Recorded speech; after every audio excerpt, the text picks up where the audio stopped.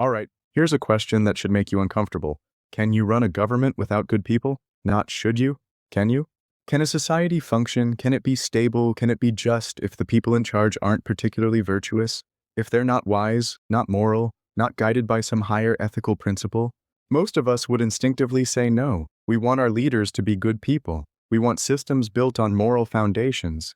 This is basically the entire premise of Western political philosophy from Plato forward. Find the wise people, put them in charge, cultivate virtue in citizens. But there was a man in ancient China who looked at this assumption and said, "That's adorable, and completely impractical." His name was Han Fei, and he built a political philosophy that rejected virtue as the foundation of government. Not because he was evil, but because he thought he was being realistic. He watched states collapse around him, saw good intentions pave roads to disaster, and concluded that what the world needed wasn't better people, it needed better systems. Now here's the kicker, the really unsettling part: his ideas worked. They unified China, they created an empire that lasted over 2,000 years. And then, in the ultimate irony, this philosopher of impersonal law, this architect of systems that supposedly transcended human weakness, was destroyed by the most personal, most human betrayal imaginable. A jealous rival, prison, forced suicide. The man who said virtue doesn't matter in governance died because someone else's virtue failed. You can't make this stuff up. So we're going to spend today wrestling with Han Fei's legalism. What it is, why it emerged, and why it still matters. Because here's what I want you thinking about throughout this lecture. Every time you hear about rule of law, every time someone talks about checks and balances, every time we discuss bureaucratic systems that are supposed to work regardless of who's running them, you're hearing echoes of Han Fei, whether we like it or not. To understand why Han Fei thought the way he did, you need to picture China in the period we call the Warring States.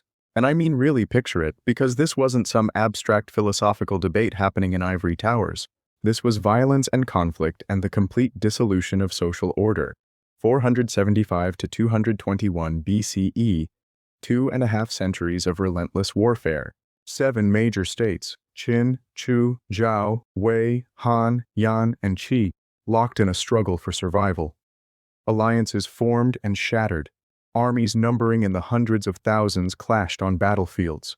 Entire populations were displaced or lost their lives. This wasn't like the occasional war between Greek city-states. This was total, existential, continuous conflict. And here's what made it worse. The old order was gone. The Zhou dynasty, which had provided at least nominal unity, had collapsed into irrelevance. The feudal system that had structured society for centuries, disintegrating. The shared cultural values that had held civilization together, fragmenting under the pressure of survival. Now, into this chaos come the Confucians. And what's their answer? Moral cultivation, virtue, ritual propriety. They're telling rulers, what you need is to become a better person, study the classics, cultivate benevolence, lead by moral example. And you know what's happening while rulers are trying to become morally exemplary? Their states are being conquered. There were also these romanticized figures, knights errant, wandering warriors bound by personal codes of honor and loyalty. Very dramatic, very inspiring, completely useless for actually governing a state under siege. Because personal loyalty is great until your knight errant decides his honor requires him to turn against you. Han Fei watched this. He was born around 280 BCE into the royal family of Han, one of the weakest of the 7 states. Not weak because they lacked virtue. Weak because they lacked effective governance. He saw firsthand how idealism, how faith in human goodness, how reliance on personal virtue led to defeat. His own state, his own family, crumbling because they believed in the wrong things.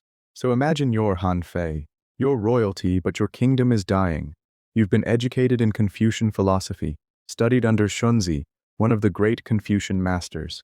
You know all the arguments about moral cultivation and virtuous leadership, and you're watching those arguments fail in real time. What do? You could double down on Confucianism. Say they're just not doing it right. Need more virtue, more ritual, more moral education. Or you could do what Han Fei did. Reject the entire premise. Say the problem isn't that people aren't virtuous enough. The problem is that you're trying to build a government on virtue in the first place. Because here's Han Fei's insight, the one that's going to shape everything that follows. Virtue is rare. Virtue is unpredictable. Virtue is, frankly, unreliable. You can't build a stable state on something so fragile as human goodness. But you know what's not rare? Self-interest. You know what's predictable? People acting in their own benefit. You know what's reliable? Systems that channel self-interest toward productive ends. This is the birth of legalism. Not from cruelty, not from immoral actions, from desperation, from watching everything burn and asking, what actually works? And Han Fei was about to provide an answer that would shock every moral philosopher in China and build an empire. Han Fei was born into privilege and died in a prison cell.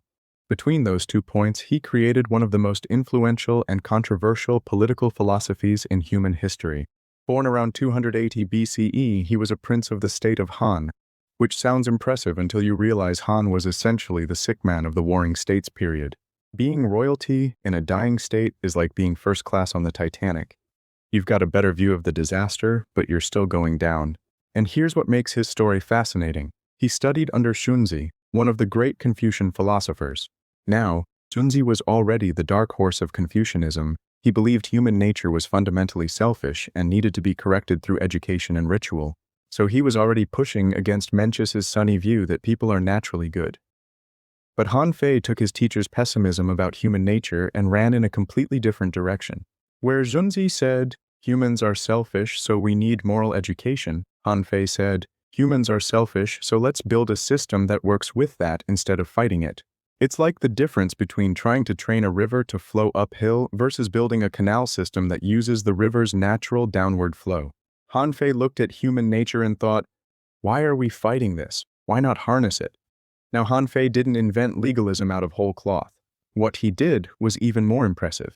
He took 3 earlier thinkers, each of whom had focused on one piece of the puzzle, and wove them together into a unified system. Think of him as a philosophical architect, taking scattered building materials and constructing a complete structure. From Shang he took Fa, law. Shang had argued that laws needed to be clear, public, and applied equally to everyone. No exceptions for nobles, no special treatment for the well-connected. The law doesn't care who you are. It just is. Shang had actually implemented this in the state of Qin, and it worked. Qin became powerful. Of course, Shang himself was eventually executed under the very laws he'd created, but that's another story about the dangers of being right in politics. From Shen Buhai, he took Shu, technique. These were administrative methods, ways for rulers to manage officials, assess performance, prevent corruption. It's basically ancient bureaucratic management theory. How do you make sure your ministers are actually doing their jobs and not just enriching themselves? How do you check their claims against their results? Shen Buhai was obsessed with accountability mechanisms. From Shen Dao he took Shi, authority. This is positional power, the authority that comes from the office itself, not from the person holding it. Shen Dao argued that a ruler's power shouldn't depend on being personally impressive or morally superior. The throne itself carries power. The system grants authority. You don't need to be Plato's philosopher king. You just need to occupy the position and wield its structural power correctly. Now here's why Han Fei's synthesis was brilliant. Each of these alone has fatal flaws. Laws without technique? Officials will find ways around them. You'll have beautiful legal codes that nobody actually follows because there's no mechanism for enforcement or accountability. Technique without authority? Your management systems are worthless if the ruler lacks the power to implement them. It's like having a great organizational chart but no actual organization. Authority without law? That's just arbitrary tyranny. Pure personal power with no structure, no predictability, no stability. It collapses when the strong ruler dies. But put all 3 together? Now you've got something. Laws provide the framework. Technique provides the implementation. Authority provides the power to make it all work. And here's the claim that made every Confucian philosopher's head explode. The ruler need not be wise or virtuous, only sovereign. Let that sink in. You don't need a sage king. You don't need moral exemplars. You need someone who can occupy the position of authority and operate the machinery of law and technique.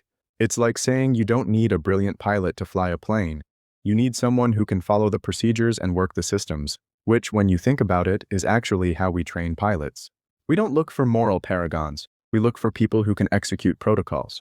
Let's break down these 3 pillars more carefully because this is where Han Fei's system either becomes brilliant or monstrous, depending on your perspective. Law. Fa. The law does not fawn on the noble.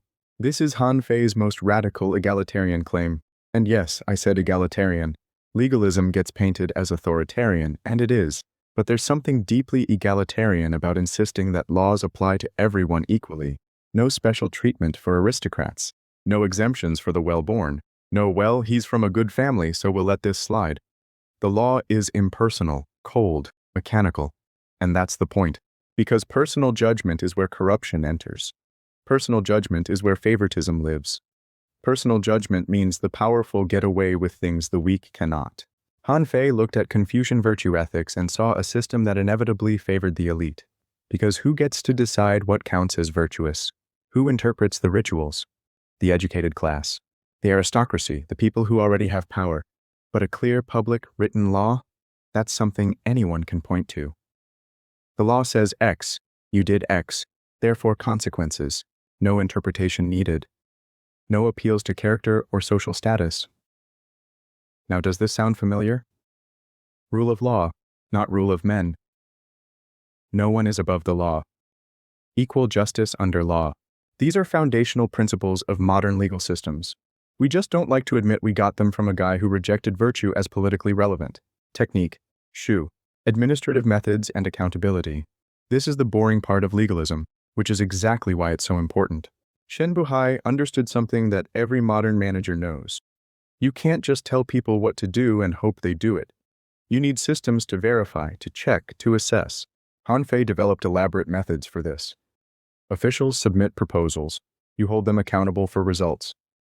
Someone claims they can increase grain production by 20%? Great. Write it down. Check the actual production. If they hit the target, reward them. If they fail, punish them. No excuses, no, well, I tried my best. Results matter.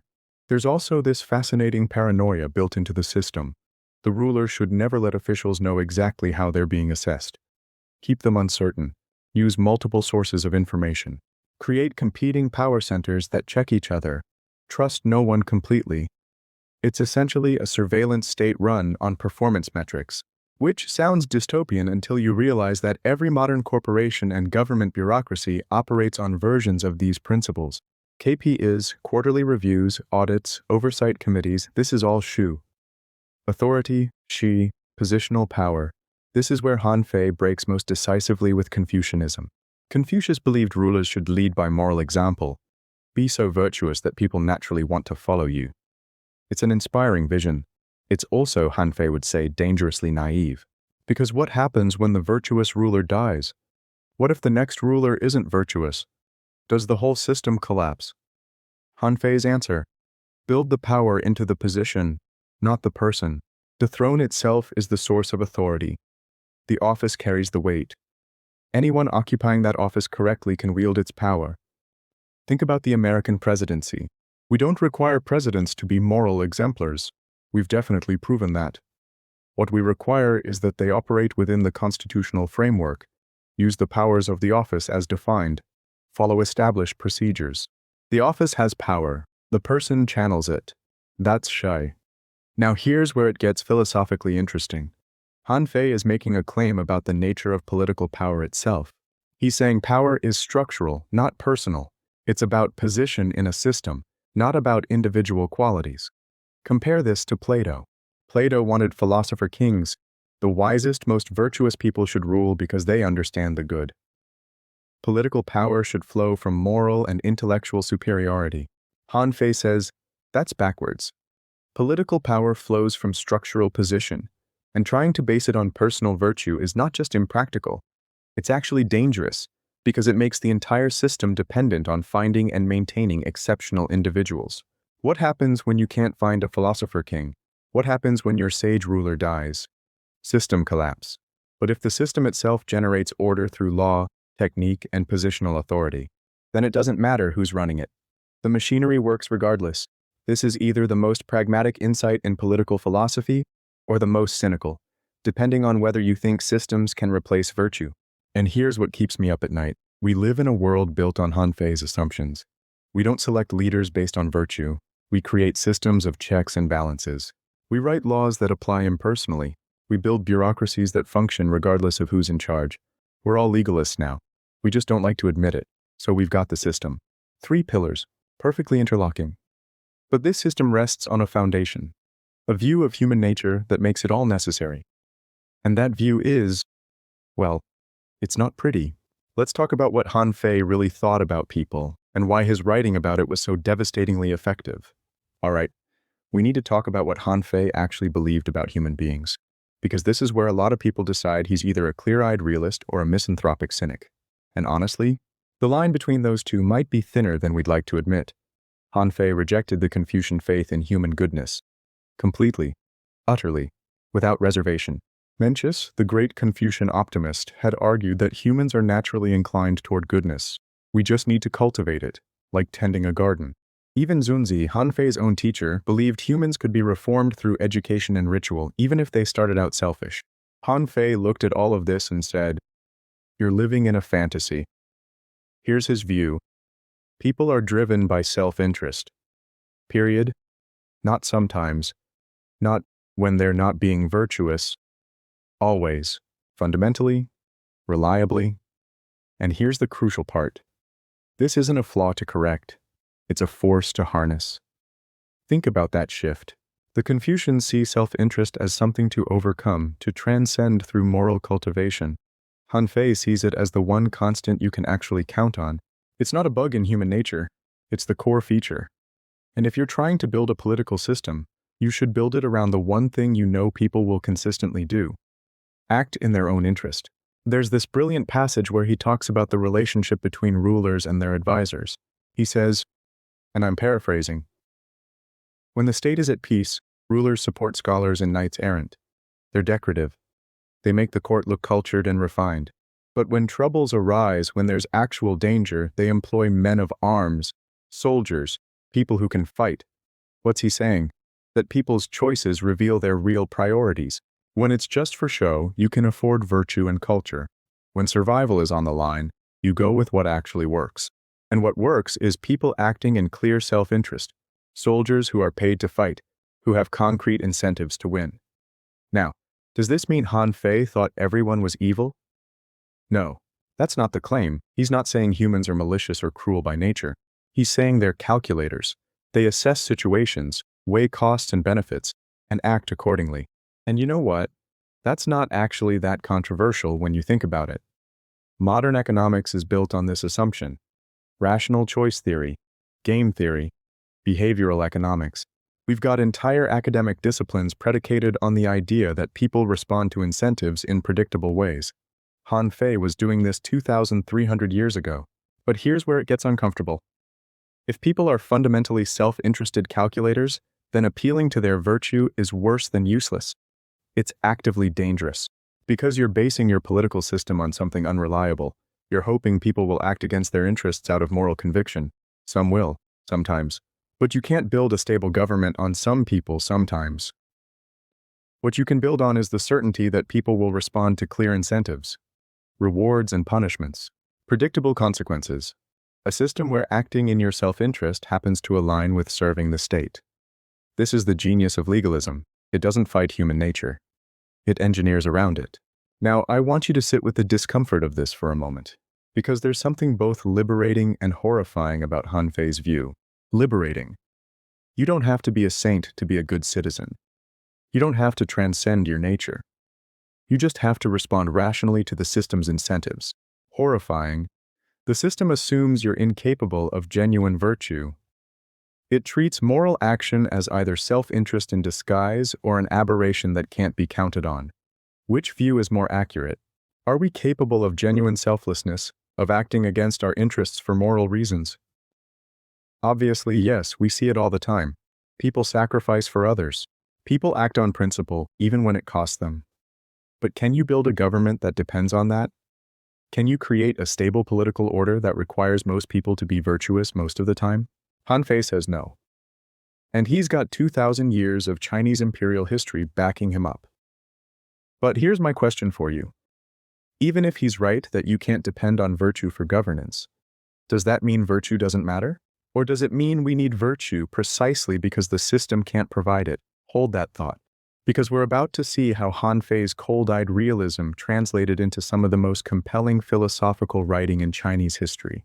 So we've got this dark vision of human nature, this mechanical system of governance, this rejection of everything the moral philosophers held dear.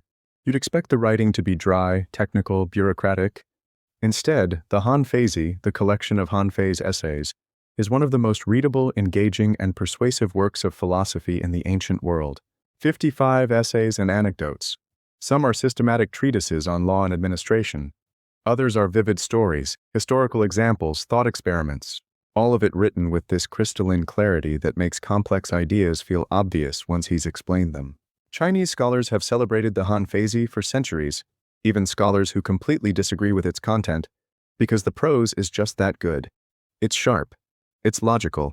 It builds arguments like an architect builds structures, each piece supporting the next, everything fitting together with precision.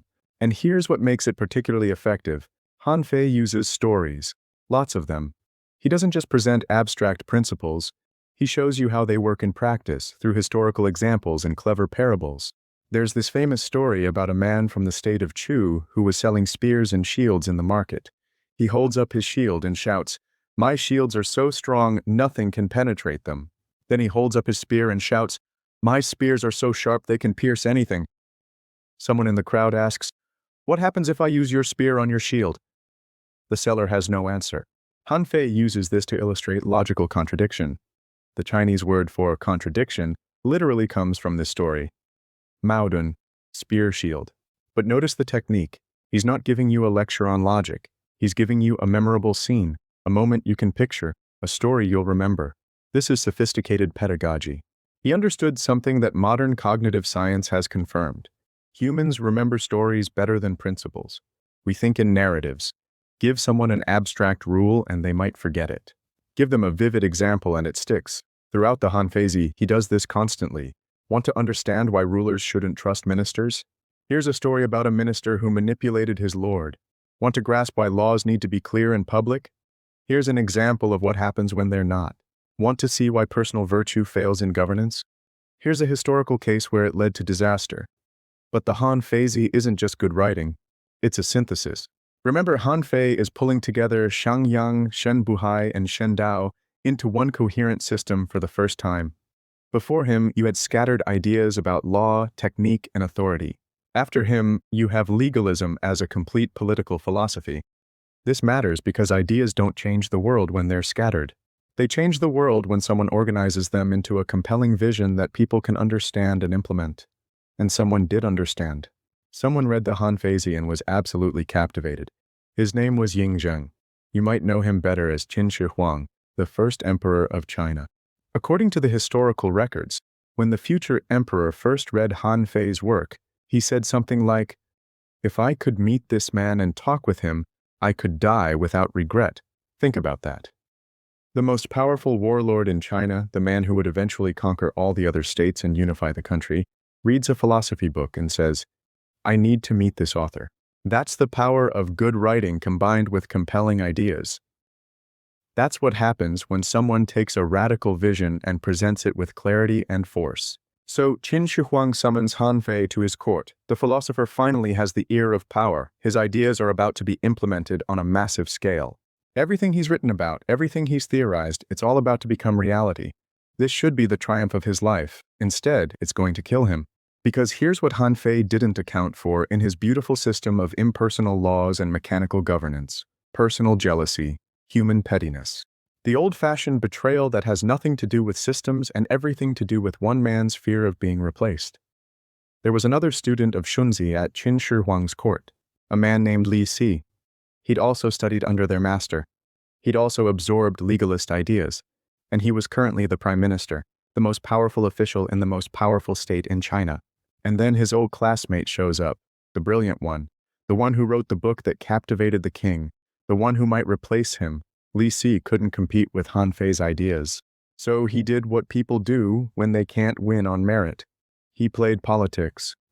He whispered to the king, "Han Fei is still a prince of Han. His loyalty is suspect. He's dangerous." Han Fei was imprisoned, and before he could defend himself, before the king could reconsider, Li Si sent him poison. 233 BCE. The architect of legalism, dead by the kind of personal betrayal his system was supposed to make irrelevant. The irony is almost too perfect. The man who said virtue doesn't matter in governance killed because someone lacked virtue. The philosopher who built a system to transcend human weakness, destroyed by human weakness. The thinker who insisted that impersonal laws should govern, murdered through personal manipulation. But here's the thing that should really make you think. Han Fei died. His ideas didn't. Qin Huang went on to unify China using legalist principles. The empire he built lasted, in various forms, for over 2,000 years. And every single dynasty that followed, no matter what they claimed about Confucian virtue, operated on legalist mechanisms underneath. So was Han Fei wrong?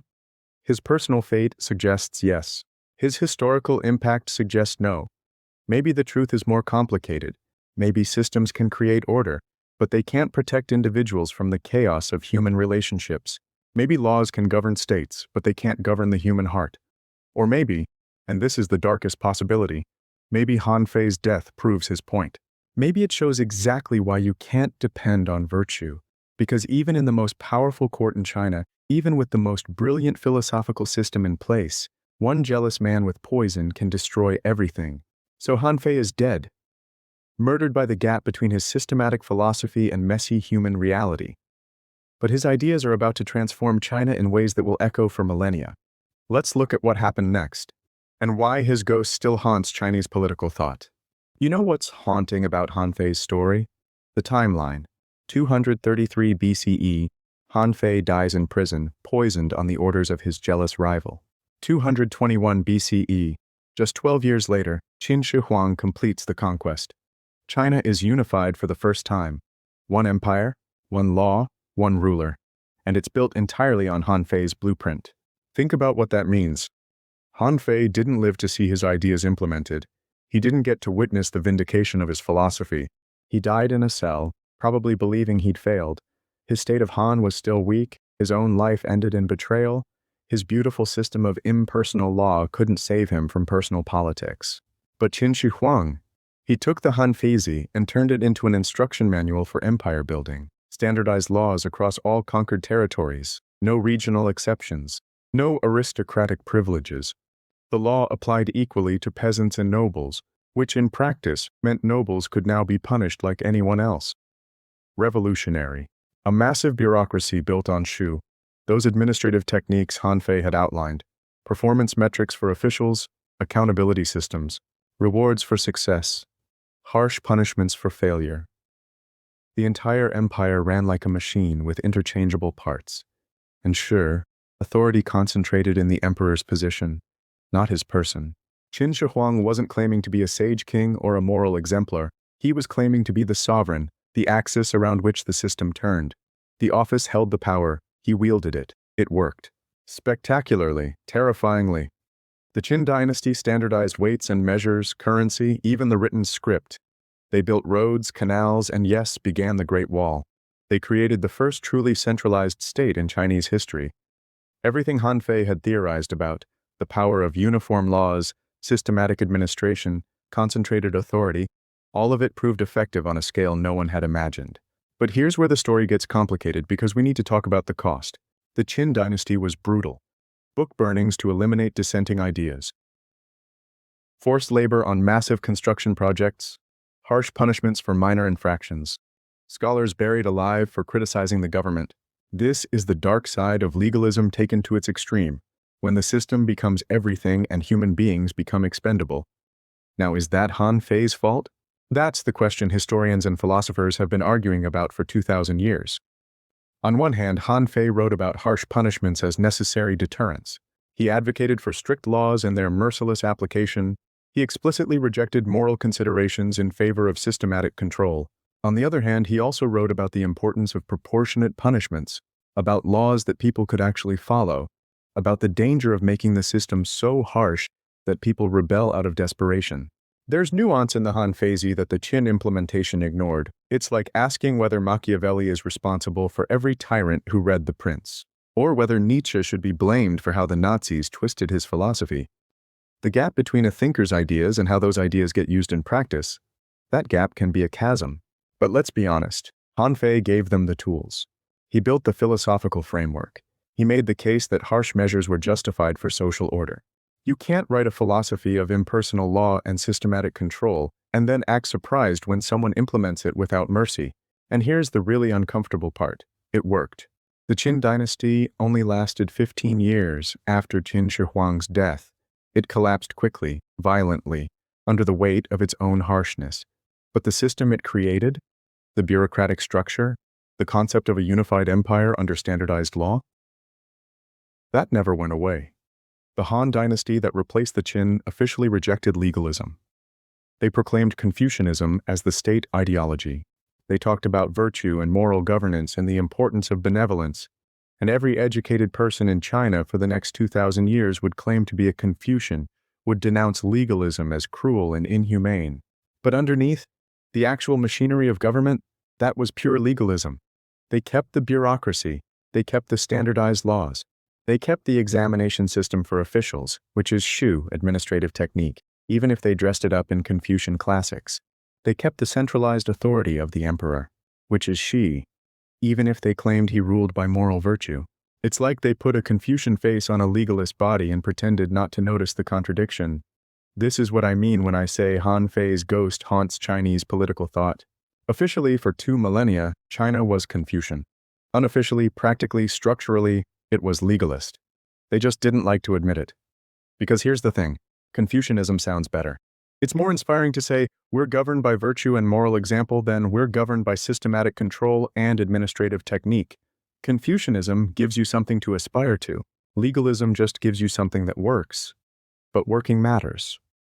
When you're trying to govern an empire of millions, when you're dealing with corruption and inefficiency and the constant threat of collapse, you need systems that function regardless of whether everyone involved is virtuous. So they used Han Fei's tools while praising Confucius's ideals. They implemented legalist mechanisms while teaching Confucian ethics. They built their government on the assumption that people are self-interested calculators while publicly proclaiming faith in human goodness. And you know what? Maybe that's actually the synthesis that works. Maybe you need both. The Confucian ideals to inspire people, to give them something worth striving for, and the legalist systems to actually keep things running when inspiration fails. But that means Han Fei was right about something fundamental. You can't build a government on virtue alone. You need structure. You need systems. You need mechanisms that work even when people aren't being their best selves. The tragedy is that he died before he could see himself proven right. The deeper tragedy is that being proven right meant watching his ideas used to justify cruelty he might not have intended. And the deepest tragedy? That's personal. That moment in the prison cell when Han Fei must have realized that all his brilliant theorizing about impersonal law and systematic governance couldn't save him from one jealous man with access to poison. His system was supposed to transcend human weakness. Instead, human weakness killed him. But his ideas, those survived. Those thrived. Those shaped empires. I don't know if that's a happy ending or the saddest ending imaginable,